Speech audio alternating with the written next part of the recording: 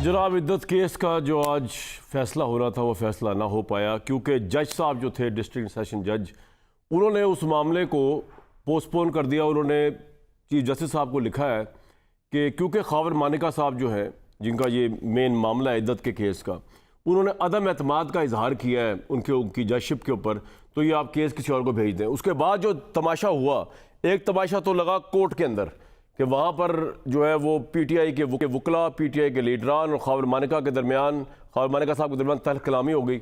एक लगा बाहर अहाता अदालत में, आप देख सकते हैं कि पाकिस्तान तहरीक इंसाफ के जो वकला हैं वो निहत्ते खावर मानिका साहब जो हैं, देखें बात ये होती है कि आपका इख्तलाफ किसी से 100 इख्तलाफ हो सकता है, लेकिन एक तो एक शख्स अकेला है और ऊपर से आप पूरी ब्रिगेड है, आपने उस पर हमला कर दिया। मतलब आपके नज़रियात, हो सकता है आपके नज़रियात ठीक हो जिन्होंने हमला किया, हो सकता है खावर मानिका साहब के नज़रियात ठीक हो, लेकिन कानून हाथ में लेना, कानून की वर्दी पहन के कंडेमेबल है, मैं मजम्मत करता हूँ। और इसी तरह खावर मानिका साहब को आज हमने इनवाइट किया प्रोग्राम में और वो हमें बताएंगे प्रोग्राम के इस हिस्से में कि हुआ क्या एक्चुअली कोर्ट के अंदर, ये क्यों मार पिटाई तक ये सारी नौबत आई। खावर मानिका साहब बहुत बहुत वेलकम। आपको मेरी आवाज़ आ रही है? कामरान शाहिद हेर जी, वालेकुम अस्सलाम कामरान, थैंक यू। आ रही है? अच्छा मानिका साहब, आवाज़ आपको आ रही है क्लियर मेरी? उनकी आवाज़ उठाएं भाई। ठीक है जी, जी आवाज़ क्लियर है जी। सर ये बताइए कि पाकिस्तान तहरीक इंसाफ वाले बहुत आग बगूला हुए हैं, वो कह रहे हैं कि आपने एक्स प्राइम मिनिस्टर के मुतल्लिक कोर्ट के अंदर ऐसी उश्ताल अगेंस और इतनी गैर अखलाकी ज़बान इस्तेमाल की कि वो मुश्तिल हो गए, उन्होंने आपको मारा। हुआ क्या कोर्ट के अंदर, क्या किया आपने? कामरान साहब, मैं जब कोर्ट में वॉक इन किया हूँ तो इनका जो हॉल था वो पूरा भरा हुआ था, लेडीज एक साइड पे, लोग और सारे लॉयर्स एंड पूरी सपोर्टर्स थे, तो जगह ही नहीं थी गुजरने की जी। मैं जब बड़ी मुश्किल से जगह बनाकर मैं जज साहब तक पहुंचा तो उस वक्त माय लॉयर वो उस वक्त अपना पॉइंट ऑफ व्यू दे रहे थे, पॉइंट्स को फाइनल उनके थे वो कर रहे थे जी। तो मैंने इंटरव्यू किया। मैंने सिर्फ जज साहब ये रिक्वेस्ट की कि जज साहब वट एवर माई वकील is saying, my lawyer is saying, आप 2 मिनट के लिए मेरी रिक्वेस्ट सुन लें कि मुझे सिर्फ अनइंटरप्टेड 10 मिनट्स आप दे दें। ठीक है, मैं कुछ बताना चाहता हूँ। उन्होंने कहा जी कि आप जो लॉयर हैं, वो बोले, मैं कहा जी लॉयर ने technically he has done an excellent job, जो लीगल पॉइंट्स आपको बता दिए, वो मेरा जो दिल की बात है वो एक्सप्रेस प्रॉब्लली नहीं कर सकेंगे, मैं आपके सामने खड़ा हूँ। आई एम रिक्वेस्टिंग 10 मिनट की बात करते हैं। उन्होंने मुझे कहा जी चले बोले बताएं। अब मैंने सिर्फ इतनी बात की है कि मुझे वहाँ पे 2 लॉयर्स मेरे साथ थे पाकपुर शरीफ के। जी मैंने जी। उनसे ये कहा कि देखें, मैं जब गाँव जाता हूँ नॉर्मली यूजुअली एक आध केस ऐसा मेरे पास आ जाते हैं कि जी एक और लड़की है, वो घर से भाग गई और किसी से जाके उसने शादी कर ली, निकाह कर ली। तो बाप या माँ बाप आते हैं, कहते हैं जी देखें जी बेटी हमारी शादीशुदा थी, घर बच्चे छोड़ के भाग गई है। मगर किधर गई? कहते उसने निकाह कर लिया। तो मगर ठीक है, मैं क्या करूँ, अब उसने निकाह कर ली। कहते जी हमारी तो अभी तलाक ही नहीं हुई। वो without any certification, without any तलाक जाकर, अल्लाह माफ करे, मैं बड़ा रिस्पेक्ट करता हूँ वकला की, मेरे लिए बायस इज्जत हैं, लेकिन कुछ ऐसे हैं जो इसमें स्पेशलाइज कर गए हैं कि वो वहीं पे कागज बनवाते हैं तलाकों के, सारा कुछ है, और जज के सामने पेश करके उनका निकाह करा देते हैं। देखिए वो तो मानिका साहब आपका केस है ना, वो तो मैं रीजन बता रहा हूँ। जी जी। मैंने कहा कि मैंने सिर्फ मोरालिटी के चंद इश्यूज उठाने हैं। मेरा ईमान है कि हमारा हाकिम वक्त, उसमें जो अगर वो बुरा, हर अच्छाई और बुराई का ट्रिकल डाउन इफेक्ट होता है। हमेशा बुराई ऊपर से नीचे आती है, अच्छाई ऊपर से नीचे आती है। अगर ऊपर भला होगा तो नीचे तक भलाई जाएगी। मेरा ये ईमान है कि मेरा नौकर अगर गुनाह कर रहा है तो वो मेरे पे असरअंदाज नहीं होगा, मैं करूंगा तो मैं सारों को इन्फ्लुएंस करूंगा। मैंने कहा कि ये पिछले चंद सालों से मैं ये देख रहा हूँ कि इतनी बेराह रवि हो चुकी। मतलब जो लॉयर्स थे उन्होंने आके मुझे बताया, मैं कहा इनकी जरा सुने व्हाट दे आर सेइंग। तो इस हाल में आप ये देखेंगे इस मुल्क को कौम के साथ हमने किया क्या? हमारी वैल्यूज, हमारी मोरालिटी, हमारे इश्यूज ही क्यों इतने हो गए कि हमें समझ नहीं आ रही कि हम किस तरह वैल्यूज तबाह हो गई हैं सोसाइटी की, किस तरह? सर आप ये विदाउट एनी डिवोर्स तलाकें हो रही हैं।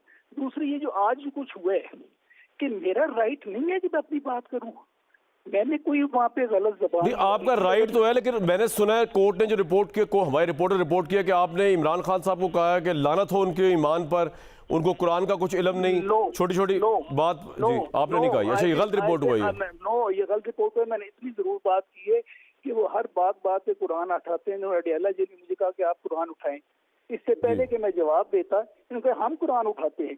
और साथ ही कहते हैं हम कुरान भी उठाएंगे और साथ केस की हम बहस भी करेंगे।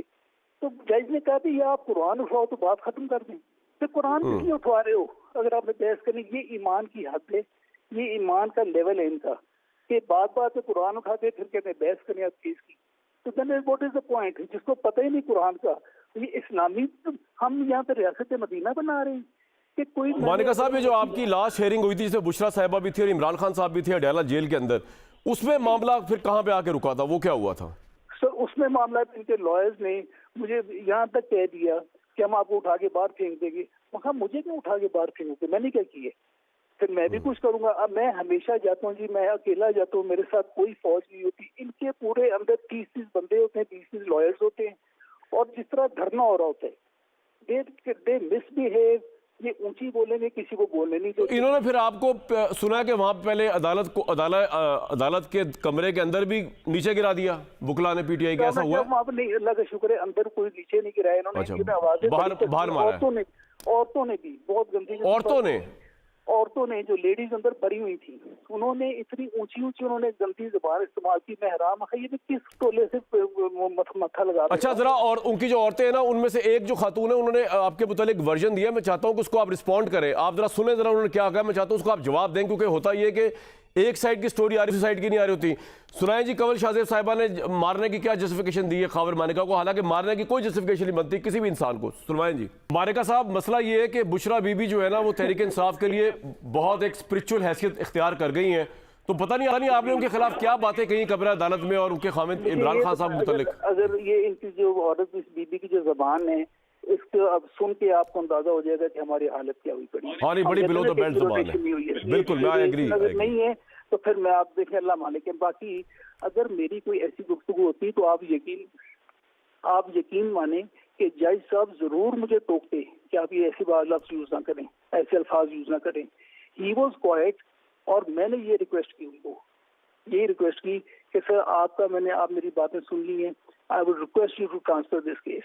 बिकॉज मैंने पिछले 4 दिनों से मैं ये सुन रहा हूँ कि आप यू हैव बीन इन्फ्लुएंस्ड, आप you have made up your mind, I would request you, I have all the. Manika साहब, लेकिन सवाल ये उठ रहा है कि आज जब केस का फैसला होने लगा था तो आपने उन पर अदम एतमाद कर दिया। क्या आपको लग रहा था कि आप ये केस हार जाएंगे इद्दत का?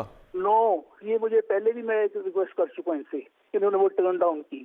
उसके बाद अब जो हालात हुए थे पिछले 4 दिनों से, आप देखें कि डॉन के अखबार में आर्टिकल छप रहे हैं कि जी फलाने मिनिस्टर साहब ने ये कह दिया है कि वाकई इद्दत में यूं होता है। कोई कुछ की सोर्सेज पे सोशल मीडिया भर गया। मैं तो व्हाट इज दिस कि डिसीजन जजमेंट मुझे भी नहीं पता था। I swear on God I didn't know कि 29 को जजमेंट आनी है, क्योंकि मैं फॉलो नहीं करता सोशल मीडिया को।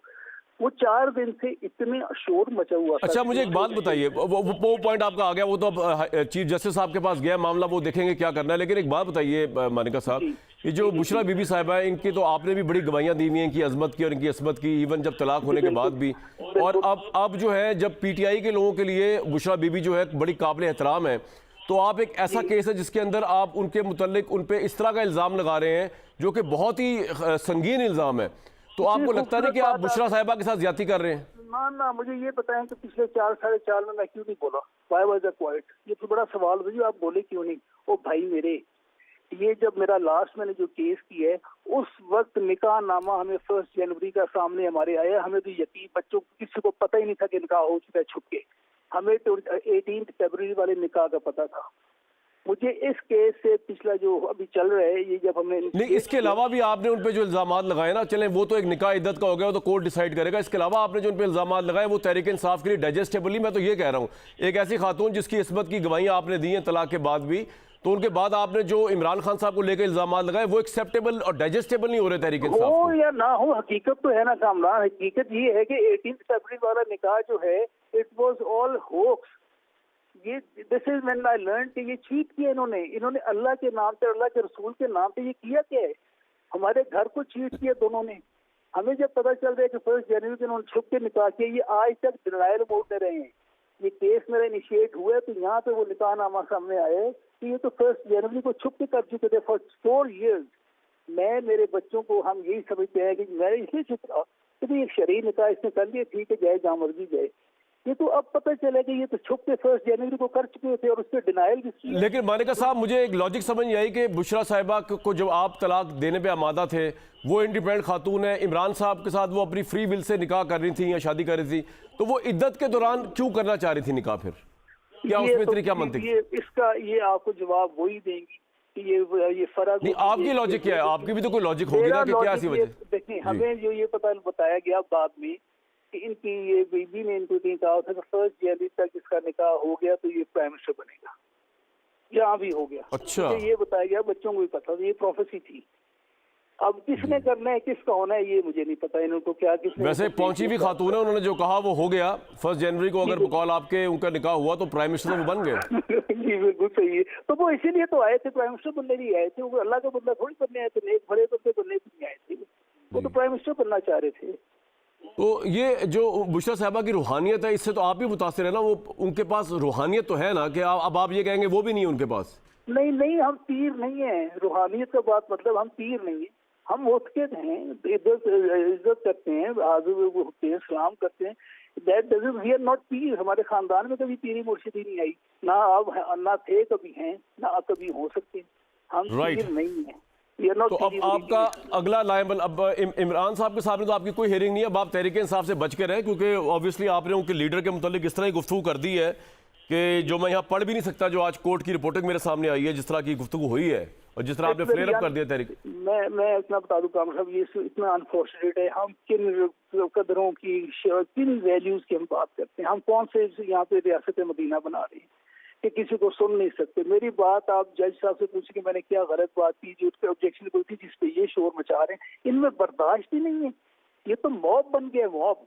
और हमने एक ऐसी नस्ल पैदा कर दी, अल्लाह माफ करे। मैं तो रहम कर, अल्लाह ताला से रहम मांग, ये इंसाफ मांग रहे थे, मैं अल्लाह ताला से रहम मांगता हूँ, इनको इंसाफ दे, मैं उस बात से रहम मांगता हूँ। देखिए, आपके जो 2 बच्चे हैं, आई थिंक वो भी, जो बेटी है वो भी बुशरा साहिबा के साथ नहीं खड़ी हुई इस इशू के ऊपर, जिस तरह कमल शाहजेब आई थिंक बता रही हैं।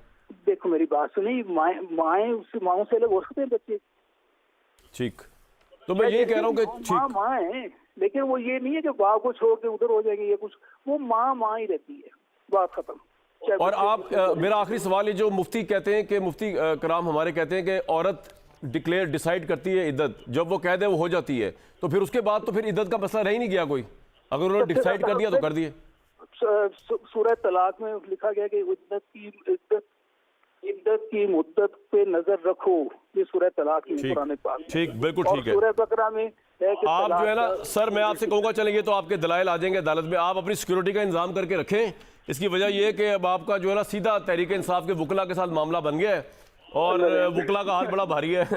बात ये है। जी बिल्कुल, जैसे अब दुआ करें, अल्लाह खैर करेगा। बहुत बहुत शुक्रिया। खालिद मानिका साहब मौजूद थे।